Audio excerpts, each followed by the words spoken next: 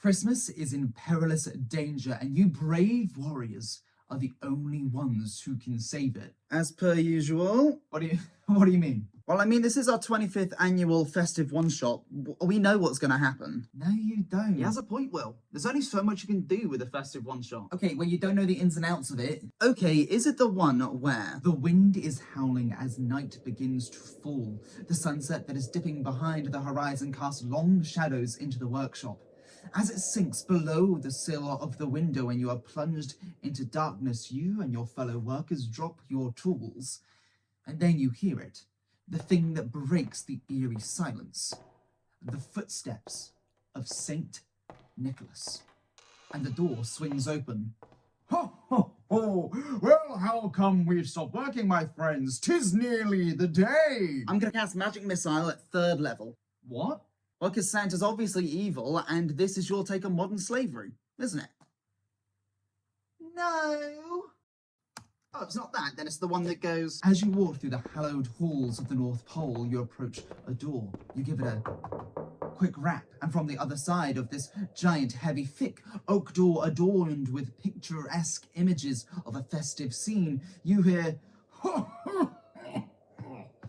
Come in!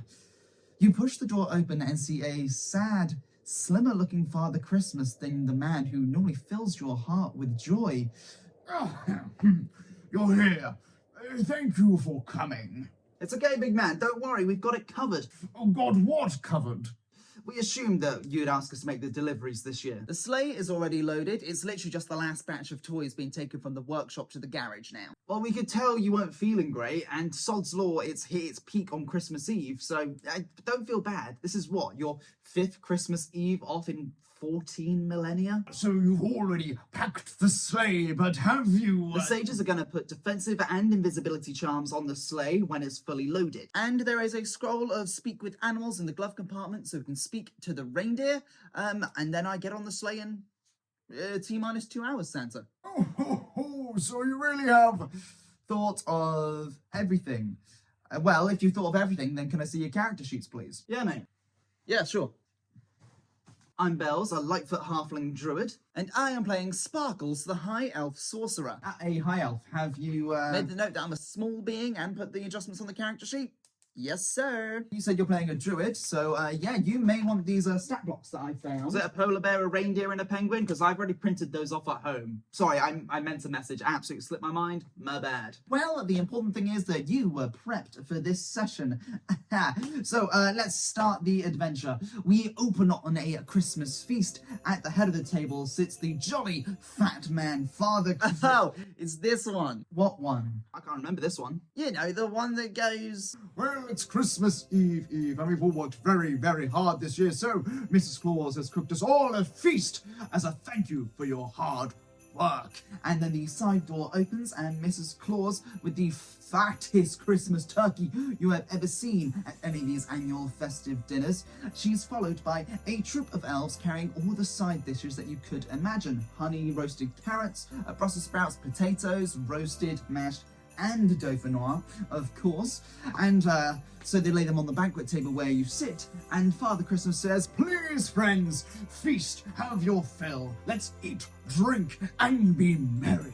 I dive straight in. I am getting ladles. I'm making a mountain of food on my plate, and I'm getting ready to get stuck in. Not so fast. I'd like to note that I'm twiddling my steak knife as I say this. I wouldn't be so quick to eat that if I were you. Not hungry, my lad? Oh, I'm not hungry. For poison. Excuse me? I make direct eye contact with the jolly fat man, and I cast Dispel Magic. yeah, you watch as the man that you all believe to be Saint Nicholas, that the vast majority of you believe to be Saint Nicholas, starts to jiggle as if underwater, becoming wavy, his body rippling, his belly full of jelly starts to change shape before his rosy cheeks start to melt away from his face, and his physique is left as a slender, hairy man with a sallow, miserable face, and before you stands the Grinch. Yeah, we have done this one before. Well, no, maybe we've done that one before, but this feast was just an introduction. There is nothing devious about this one. Because what's actually going to happen is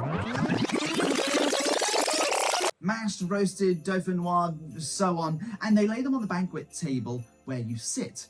Father Christmas stands up and says, Please, friends, feast, have your fill. Let us eat, drink, and be merry. before Santa can finish his invite to you all, you hear a rhythmic thumping of heavy boots down the hall, for a rhythmic, heavy, dull thumping on the banquet hall doors is heard.